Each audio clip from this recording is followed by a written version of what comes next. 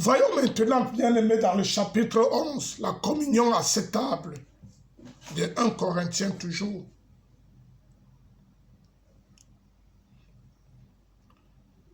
Pensons-nous, quand nous venons à la table du Seigneur, à cette grande et précieuse vérité, peut-être plusieurs jusqu'à présent, ont-ils participé seulement comme rachetés? Heureux de se souvenir de Jésus dans sa mort. Preuve de son immense amour pour nous. C'est précieux, mes chers frères. C'est infiniment précieux. Et c'est bien là ce qui doit remplir le cœur. Mais le Seigneur ne nous invite pas à sa table pour que nous y soyons comme des individus isolés, venus pour manger le pain et boire la coupe, et juger chacun pour soi, du souvenir de son amour. Non, il y a encore quelque chose de plus pour nous à sa table. C'est que nous y sommes ensemble avec lui, bien-aimés. Et son cœur aime à nous grouper, ainsi autour de lui, dans une même pensée, un même amour. Peut-être n'avez-vous plus jamais pensé en étant à la table du Seigneur que vous êtes comme membre du corps de Christ avec les autres membres de ce corps unis ensemble au même chef dans la gloire?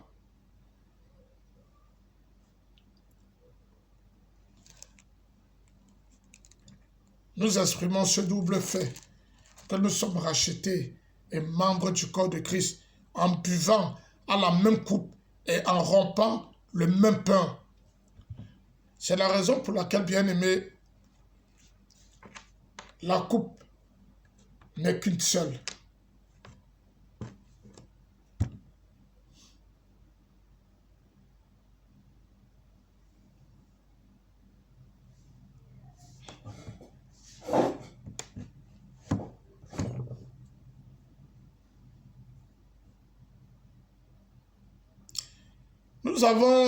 Nous avons remarqué, surtout en ce moment bien-aimé, de la pandémie, de cette maladie contagieuse, on pouvait remarquer certaines assemblées même qui ne prenaient plus. Et ceux qui prenaient même encore pouvaient continuer comme d'habitude à avoir plusieurs coupes, désinfecter la coupe et autres et tout. Bien aimé, nous marchons par la foi. Tout ce que nous faisons est spirituel. Tout ce que nous cherchons, bien aimé, à réaliser, c'est tout simplement faire la chose telle comme le Seigneur nous a recommandé. C'est une seule coupe, ce n'est pas deux coupes.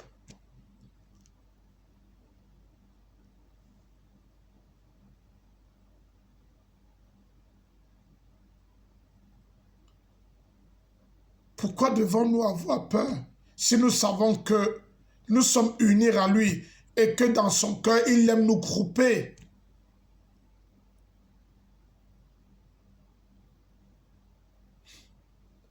Certainement, si le Seigneur se montrait physiquement au milieu des siens, à ce moment-ci, certainement pas peur de coronavirus, certains ne mélangeront pas la coupe avec lui. S'il fallait qu'il revienne pour être au milieu et prendre aussi la coupe.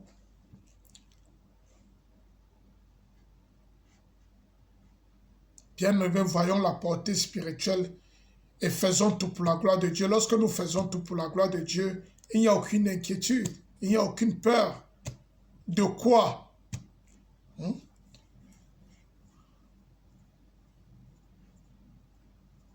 Comme je rappelais dernièrement, un véritable chrétien n'a pas peur de mourir. L'apôtre Paul disait qu'il était pressé de mourir pour aller retrouver son Seigneur. Pourquoi? Parce que son cœur était par là-bas. Le cœur de chacun ne peut être que là où il est son trésor. Si ton trésor est sur la terre, il est possible, il est évident que nous ayons peur de mourir. Mais si notre trésor est dans le ciel et auprès du Seigneur,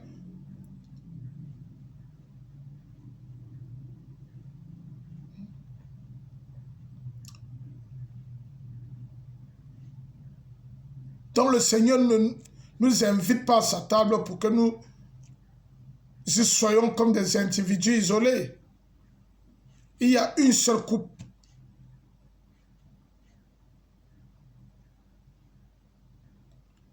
Lorsque nous nous mettons à table, bien-aimés, nous sommes ensemble avec lui. Son cœur aime lorsque nous sommes ainsi avec lui, groupés autour de lui, dans une même pensée et dans un même amour.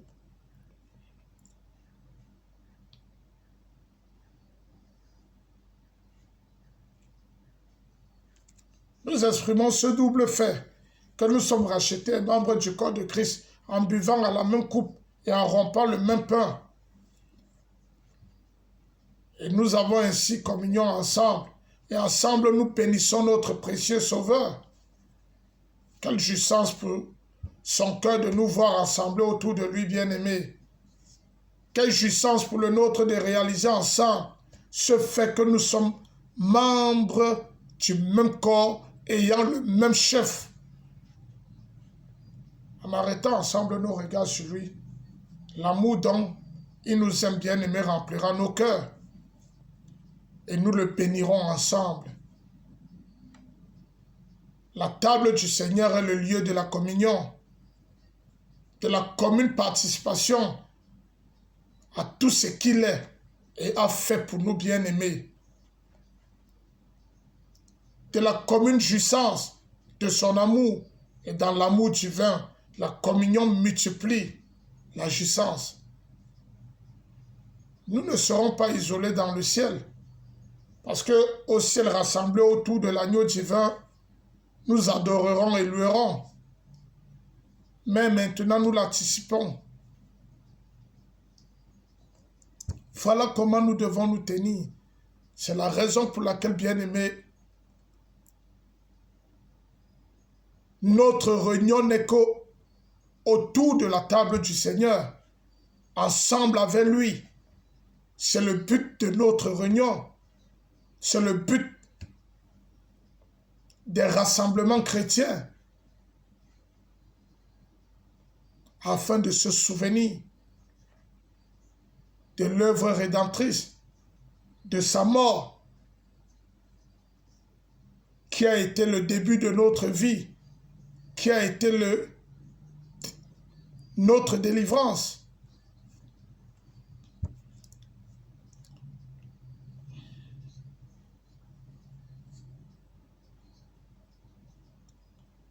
Et ainsi racheté par le sang don de Christ, membre de son corps. Tels sont les deux caractères de ceux qui participent à la table. Quelqu'un qui n'est pas racheté ne peut pas participer à la table.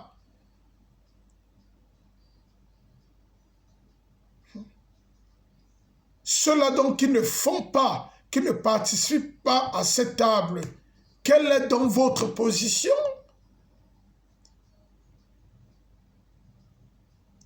Sont-ils des rachetés? Oui, ils ne le sont pas. C'est la parole de Dieu qui répond.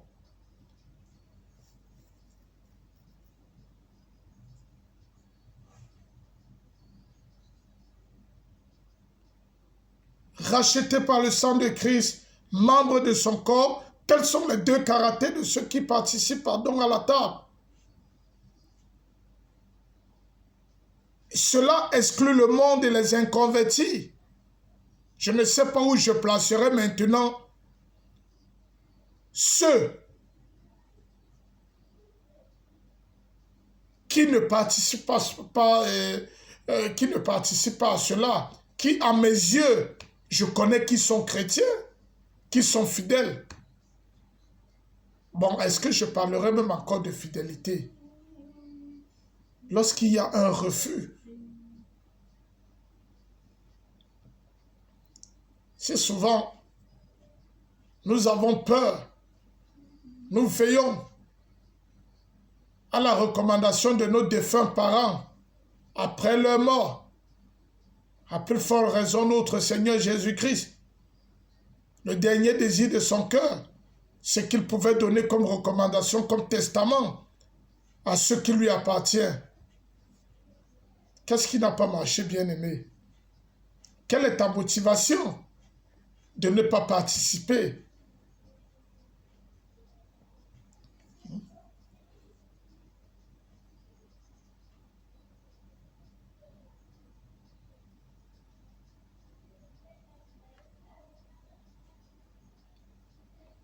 En même temps, bien-aimé, un païen ne peut pas participer à cela. Un inconverti, le monde ne peut pas.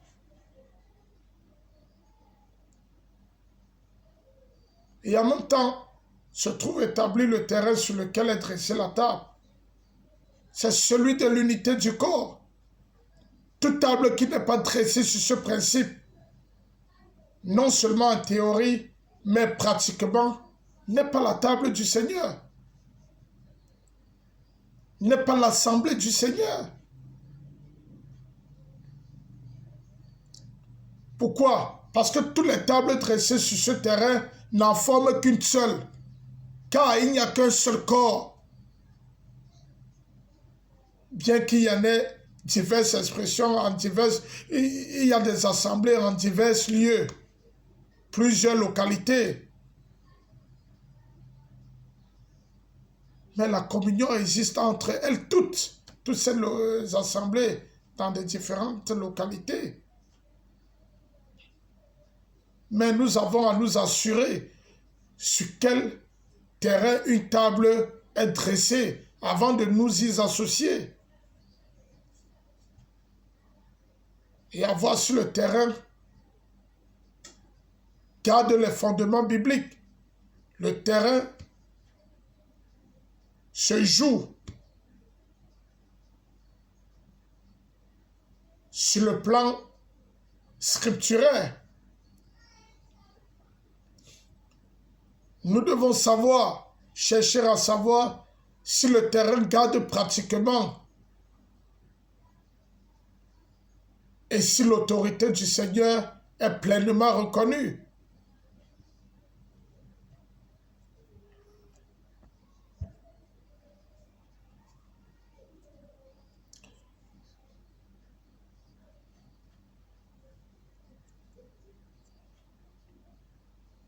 Alors, bien aimé, la scène, le repas auquel dans sa grâce il nous invite, c'est très important.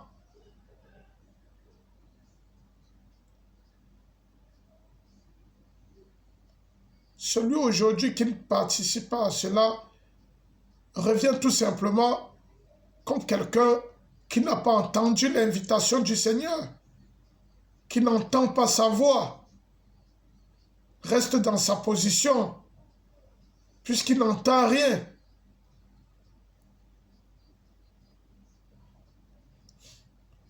Il nous invite.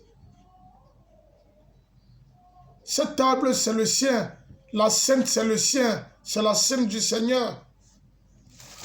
C'est la scène du Seigneur bien-aimé.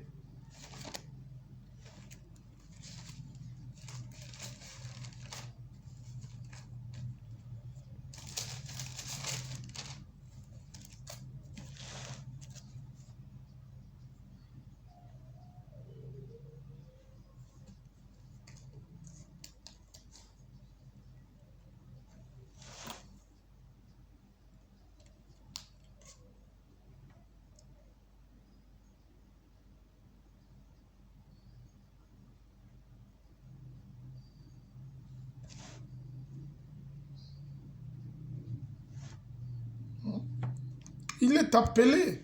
Cela est appelé le repas du Seigneur. Le repas du Seigneur au verset 20.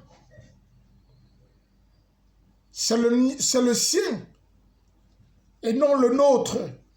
De même que la table est sienne aussi. Il ne s'agit donc pas de manger et boire sans savoir ce que l'on fait. Ce n'est pas un repas ordinaire, c'est dans l'assemblée. Quand vous vous réunissez ensemble, ce n'est pas une chose que l'on puisse faire en dehors de l'assemblée, que l'on puisse dresser à son gré, comme l'on fait d'un autre repas. Il faut discerner ce que l'on fait, où l'on se trouve, se réunir simplement ensemble pour manger. Un repas fraternel n'est pas la scène du Seigneur. Et l'on n'est pas non plus à ce repas, chacun pour soi, mais ensemble. Ton bien-aimé, on ne saurait prendre le repas du Seigneur seul. C'est pourquoi il est appelé encore repas du Seigneur. C'est ceux qui sont en communion avec lui, groupés autour de lui.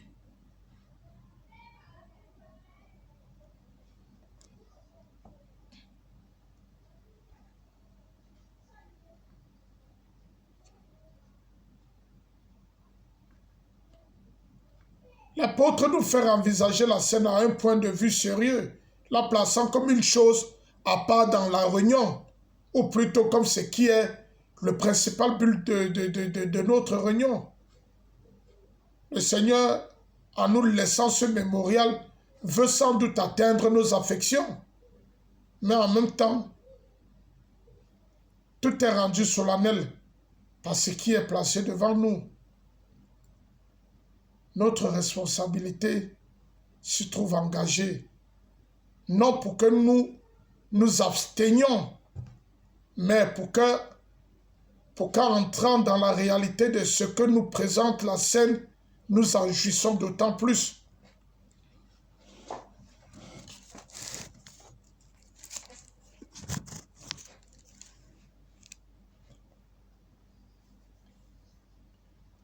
C'est ça, bien-aimé. Quelle est la raison qui peut amener un chrétien à ne pas prendre cela?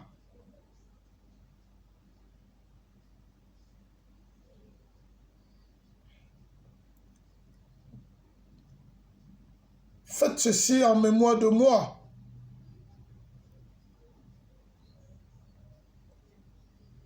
Et quand nous revenons même un peu dans l'Ancien Testament, dans Nombre 9, verset 13,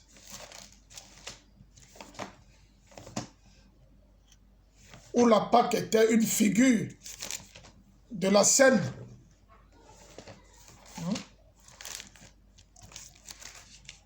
Que nous montre ce passage, bien-aimé?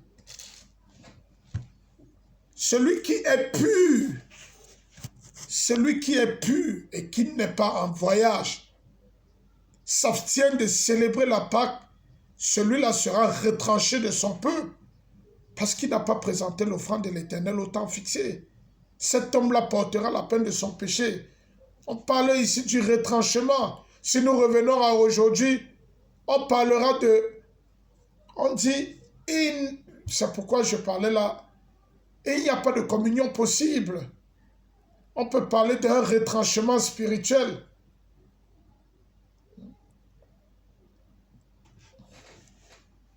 Il n'y a pas de communion possible.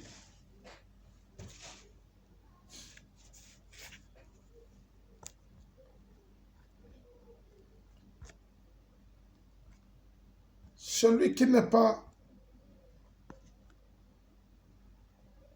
dans un voyage, l'homme qui est pur et qui n'est pas en voyage, qui s'abstient de faire la Pâque, cet homme portera son péché. Tout enfant de Dieu est appelé à participer à la scène du Seigneur. S'il n'y a pas toutefois un obstacle majeur dans sa marche défaillante dont il n'est pas pur, ou dans son éloignement de Dieu, il est en voyage. Voilà la raison.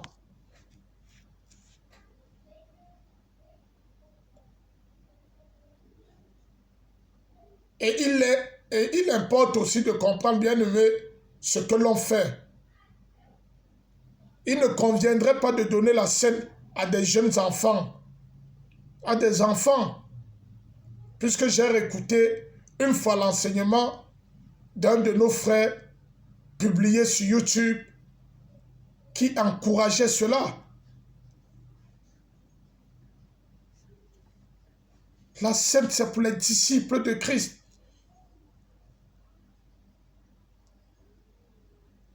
Si on donne la scène aux petits-enfants, ce qu'on peut donc baptiser aussi les petits-enfants. Cela ne convient pas de les donner.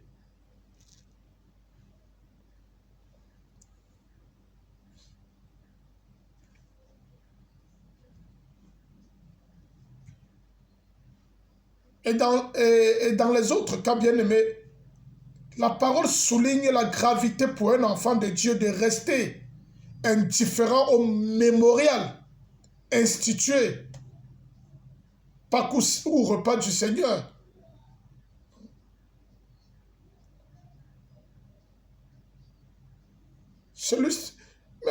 Celui-ci n'a-t-il pas droit à nos affections quand il nous demande, le Seigneur n'a-t-il pas droit à nos affections quand il nous demande de faire ceci en mémoire de lui, bien-aimé? Si nous respectons le vœu d'un mourant, combien plus le dernier désir de notre Seigneur?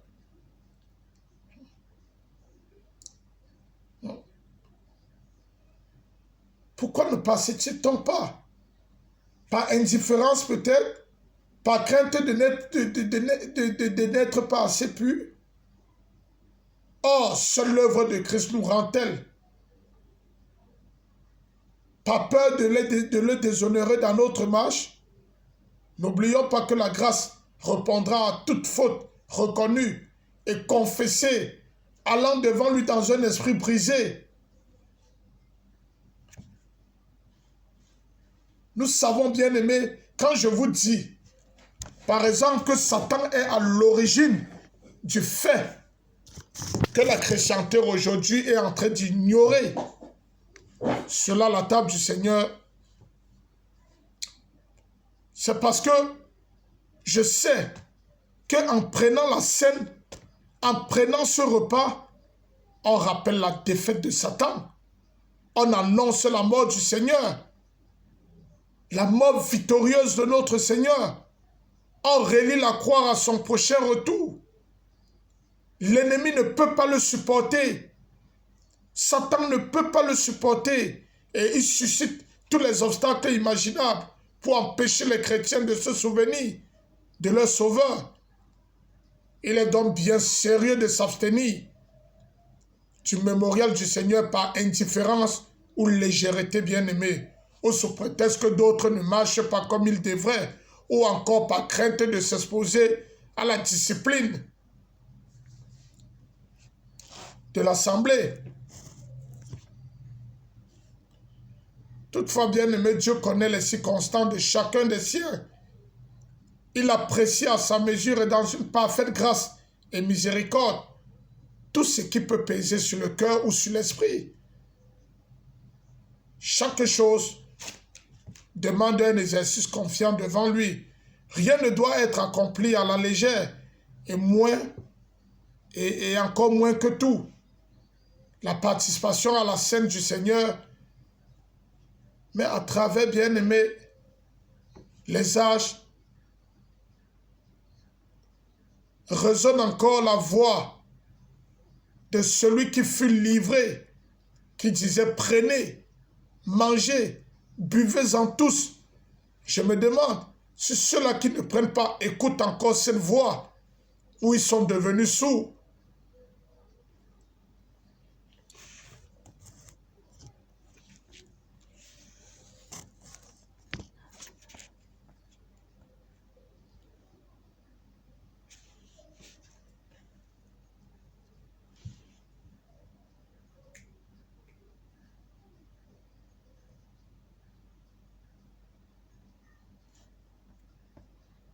Bien-aimé,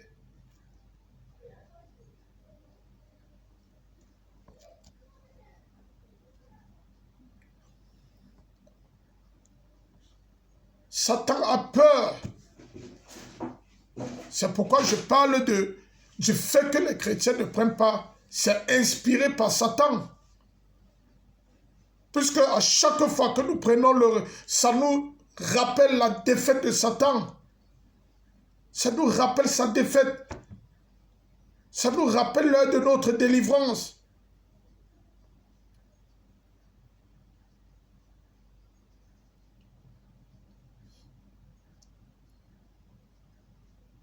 De notre libération.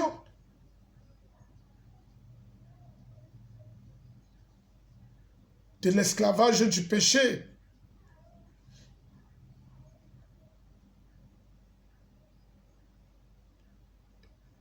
Le Seigneur rompit le pain. Rompre le pain montre qu'il s'agit de se souvenir d'un Christ mort. Il rompit le pain lui-même. Sa mort était nécessaire et il s'est livré lui-même. Satan ne peut pas vouloir cela, bien-aimé. Nous savons que personne n'avait le pouvoir de toucher à sa précieuse vie. Il a laissé de lui-même. À cause de cela, le Père l'aimait. Nous rompons maintenant le pain pour rappeler ce qui a eu lieu. Nous pouvons le faire parce que lui s'est livré d'abord. Chacun de nous y participe parce que c'est pour chacun de nous individuellement qu'il s'est donné. C'est pour chacun de nous que Jésus s'est donné. C'est la raison pour laquelle nous rompons le pain. En rompant le pain, en prenant un morceau et le mangeant, je me rappelle que c'est pour moi que le Fils de Dieu, devenu un homme, a souffert. Et c'est moi qui l'ai aimé. Il a pris mes péchés sur lui. Il m'a délivré de l'esclavage du péché. Aujourd'hui, je peux marcher par lui triomphant sur le péché. C'est ça, bien-aimé.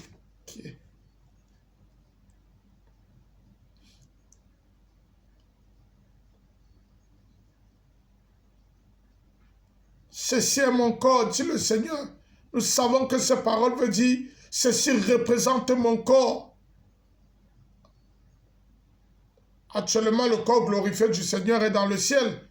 Mais le pain placé devant nos yeux est destiné à nous rappeler son corps tel qu'il était sur la terre, ce corps formé par Dieu, dans lequel il glorifia son Père en traversant ce monde, ce corps par lequel il était en relation avec nous, dans lequel il souffrit la faim, la soif, la fatigue, dans lequel il prit nos péchés, il prit sur lui le châtiment qui nous attendait, qui devait tomber sur nous, dans lequel il porta nos péchés sur la croix et qui fut mis dans la tombe. Bien-aimé, très souvent le dimanche, puisque nous prenons ici le dimanche, très souvent c'est moi qui suis à la cuisine pour apprêter le pain. Et à chaque fois quand je passe la farine, après avoir pétré la farine, bien-aimé, que je passe au feu,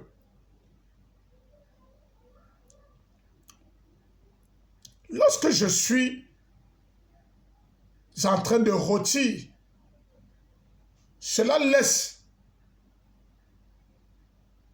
le trait, les traits de brûlure sur tout le corps de la farine pétrie qui était entièrement blanc, qui était entièrement blanche.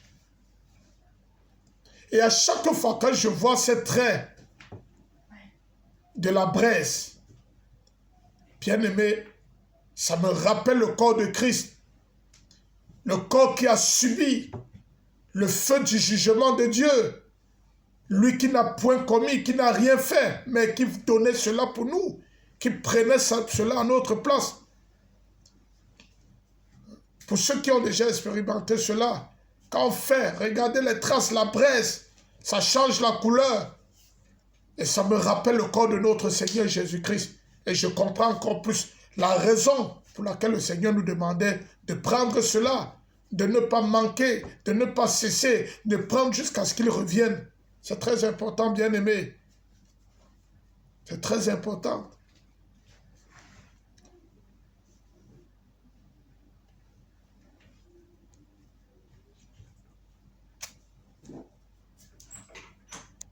Le Seigneur a dit, ajoute, cela est donné, son corps qui est donné pour nous. Oui, son corps a été donné pour nous. Il nous appartient, pour ainsi dire, quel amour de sa part, quel appel à nos affections, ce corps saint et pur, temple de Dieu sur la terre, cela était pour nous. Tout ce qu'il a été dans sa vie, dans ses souffrances, dans sa mort, c'est pour nous. Il était devenu un homme. Il avait pris un corps, mais c'était pour nous, afin de pouvoir se donner pour nous, souffrir et mourir pour nous. Quelle voit ce mot? Pour vous. Pour vous. Bien-aimés.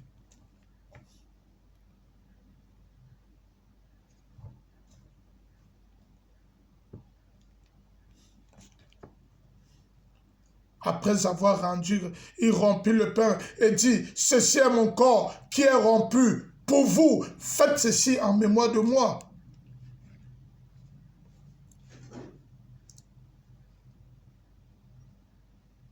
Quelle voix ce mot, bien-aimé, pour vous, devrait avoir pour nos cœurs? C'est l'expression du plus tendre amour. Sans nous, il n'avait pas besoin de descendre du ciel, de prendre ce corps dans lequel il a souffert toute la contradiction et la haine de l'homme. Ce corps qui fut couvert d'insultes et d'outrages, couronné d'épines, déchiré par le fouet et cloué à la croix. Comme me rappelle le jour où je suis en train de rôtir la farine, le pain sans levain, fait le pain sans encore déchiqueté, bien rôti. Nous avions besoin de salut bien-aimé et il est venu pour nous. Il y a dans son sacrifice un autre point de vue. Il s'est anéanti, prenant la forme d'esclave, obéissant jusqu'à la mort de la croix pour glorifier Dieu son Père. Ainsi qu'il le dit, Père, je t'ai glorifié. Il ne faut pas oublier cela. Jésus présente ce qui nous concerne pour attacher à lui nos affections et c'est pourquoi il ajoute encore, faites ceci en mémoire de moi. À rompant le pain bien-aimé que Jésus, que sa personne adorable se donnant pour nous, soit devant les yeux de notre cœur. Voilà ce qu'il réclame de nous. Peut-il demander moins? Faites ceci.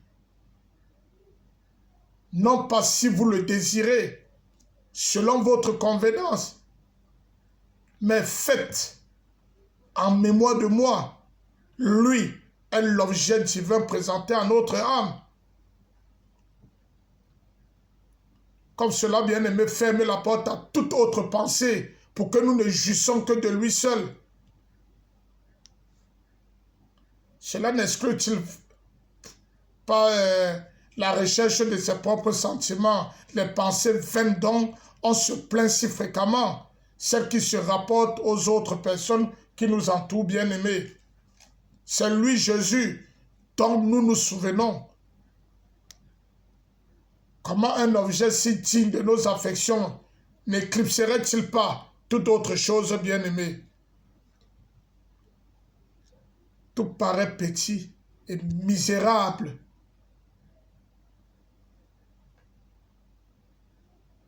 Devant le grand amour dont il nous a aimés.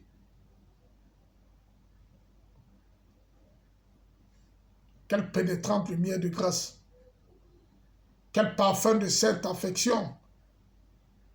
Quelle atmosphère de paix nous enveloppe quand nous nous souvenons de lui, quand nous participons à cela, quand nous sommes groupés autour de lui, sur sa table. Occupons-nous de lui, bien-aimé, ayons-le sous les yeux de notre âme. Et toute autre chose disparaîtra comme les ténèbres devant l'éclat du soleil. C'est ce qu'il a été, c'est ce qu'il a fait pour nous, ici-bas, dans cette tendre compassion, dont il désire que nous gardions le souvenir.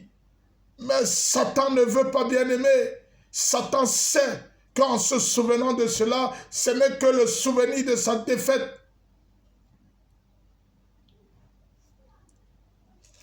Nous le rappelons. dans la scène et nous sommes rendus capables de le faire et d'en jouir parce que nous sommes unis à lui, là où il est maintenant.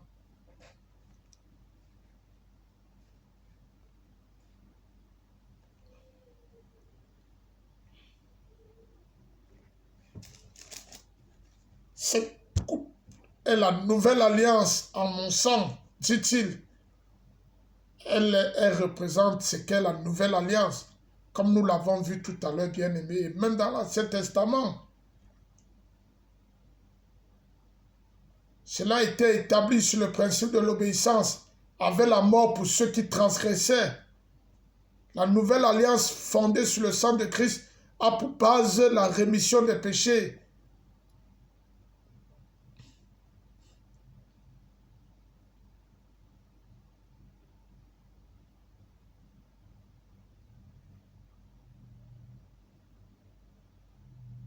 Nous avons la rédemption par son sang, la rémission des fautes, selon les richesses de sa grâce.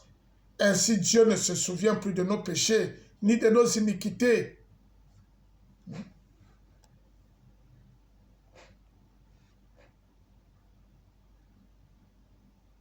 Sur ce sang bien-aimé qui a fait la propitiation, sont fondées nos bénédictions. Et la coupe nous le rappelle toujours. Et c'est pourquoi il est très important de prendre jusqu'à ce qu'il revienne. Parce que la coupe doit toujours nous le rappeler. En mémoire de moi. Nous avons donc encore ici le mémorial de la mort de Christ. La coupe, de même que le pain rompu, nous rappelle Jésus dans sa mort. Car le sang est versé, le corps est à part du sang. Et tous ceux qui, et tous deux sont ainsi un symbole de mort. C'est donc Jésus, dans sa mort, qui nous est rappelé. Toutes les fois que nous buvons la coupe, c'est lui, nous aimant d'un amour plus fort que la mort descendant dans la mort pour nous bien-aimés. Toutes les fois,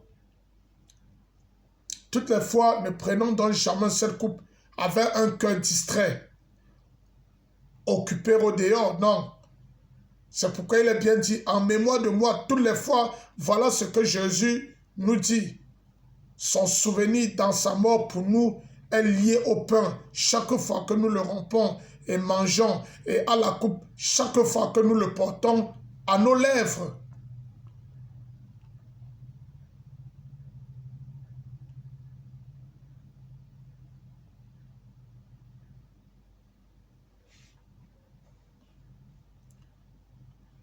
La mort du Seigneur bien-aimé, ce n'est pas seulement le passé qui est devant nous dans le repas du Seigneur. Nous la célébrons actuellement au milieu de ce monde mauvais, hostile toujours au Seigneur. Et c'est là que par la scène, nous annonçons la mort du Seigneur.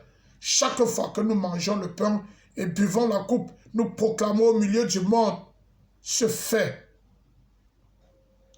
La mort du Seigneur. Quelle association de paroles. Le Seigneur a été mort.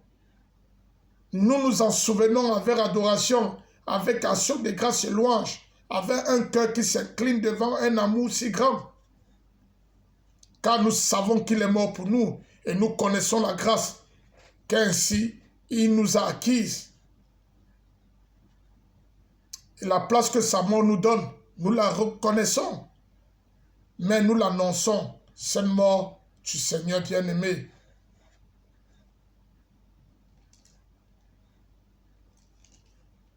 Nous l'annonçons où et à qui? Nous l'annonçons au milieu de ce monde qui a haï, qui a rejeté et qui a crucifié notre Seigneur Jésus-Christ.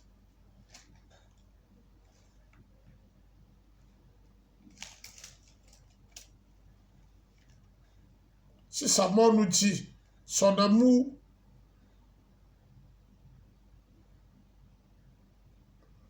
si sa mort bien-aimée nous dit son amour et nous parle de paix, pour le monde c'est le jugement et la condamnation. Quel est donc l'effet pour nous des saints morts à l'égard du monde. Elle nous en sépare. Elle a creusé un abîme entre nous et lui. Jésus ne s'est-il pas donné pour nous retirer de ce présent siècle mauvais? Nous ne sommes pas du monde comme lui n'en était pas.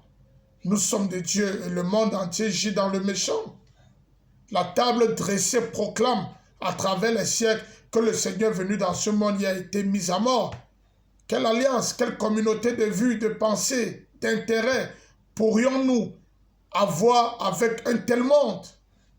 Mais il est vrai qu'au milieu de ce monde, nous annonçons aux pécheurs que c'est par cette mort du Seigneur qu'ils peuvent être réconciliés avec Dieu et ainsi échapper au jugement qui va fondre sur le monde.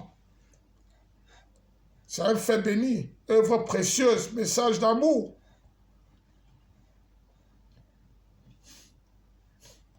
Jusqu'à ce qu'il vienne.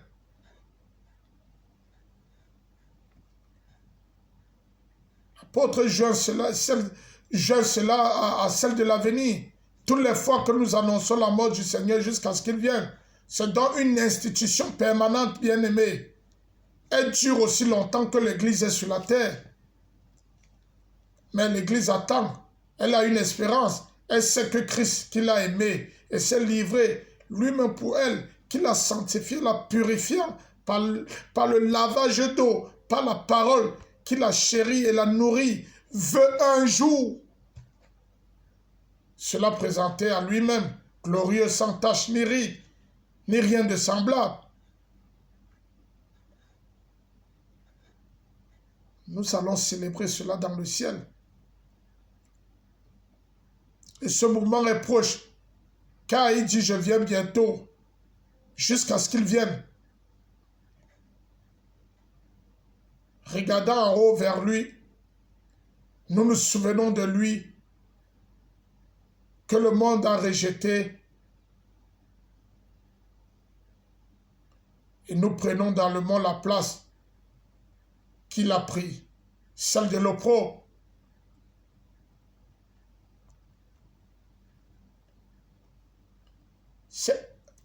C'est ainsi, bien aimé, que nous devons rompre le pain et boire la coupe.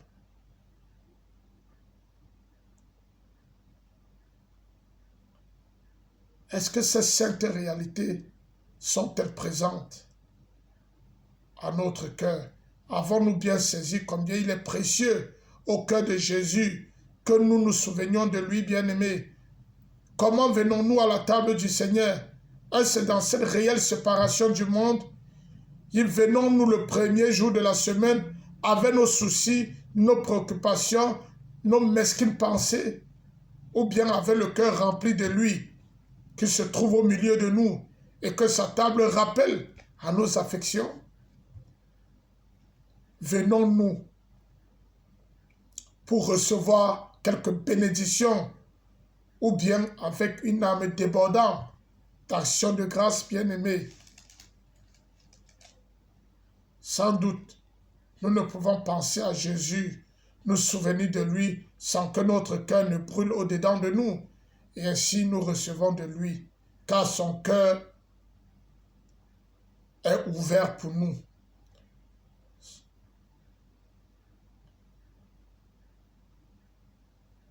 Son cœur se donne à nous.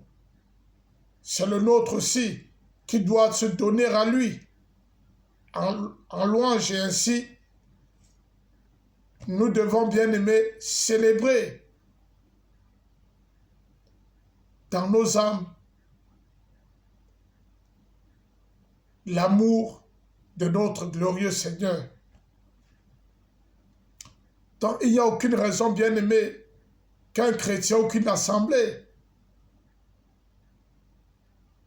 refuse de prendre le repas du Seigneur.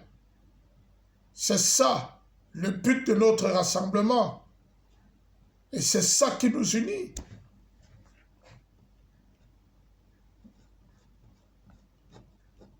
Je vais rappeler aussi que le moment où nous avons commencé, après avoir passé au moins 2-3 ans sans jamais prendre cela, le moment où nous avons commencé, quelque chose que j'ai remarqué, Beaucoup de personnes ont abandonné. Beaucoup de frères ont disparu. Beaucoup.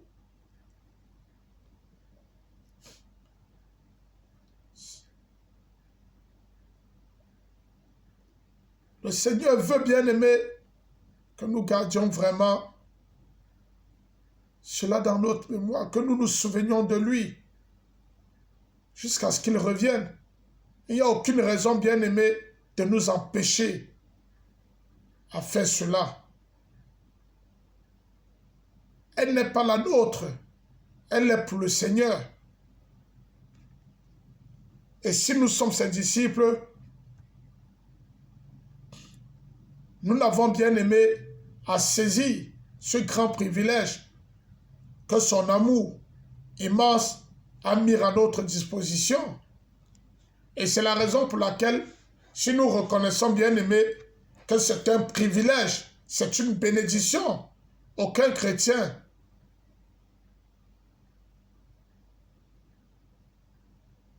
ne se rendra absent le jour du rassemblement, le jour où les autres se rassemblent autour de la table du Seigneur, à moins que ça soit ou qu'il soit en mission, dans une autre mission, envoyée toujours par le Seigneur. Il n'y a aucune raison. Et cela aussi, c'est pour exhorter ceux-là qui se sont retirés, qui sont individuels. Cela ne peut pas les aider. Parce que seul, on ne peut pas prendre cela. Et nous ne pouvons pas, bien aimer, écarter ceci de nos yeux. Parce que c'est ce qui compte aussi beaucoup pour le Seigneur. C'est ce qui nous a laissé le désir de son cœur. Et il attend que les siens le fassent jusqu'à ce qu'il revienne. Dans ma prière, bien aimée, c'est que Dieu dispose les cœurs des bien-aimés, des frères, de ceux-là qui ont peur, ou qui par peur, ou par ignorance, ne prennent pas cela, qu'ils viennent, qu'ils entendent la voix du Seigneur, qui dira à tous ces rachetés, prenez, prenez, ceci est mon corps donné pour vous, ceci est mon sang versé pour vous. Que le Seigneur, par son esprit, les recadre sur ce fait, afin qu'ils en jouissent aussi de cette bénédiction, de ce grand privilège que nous donne bien aimé le Seigneur.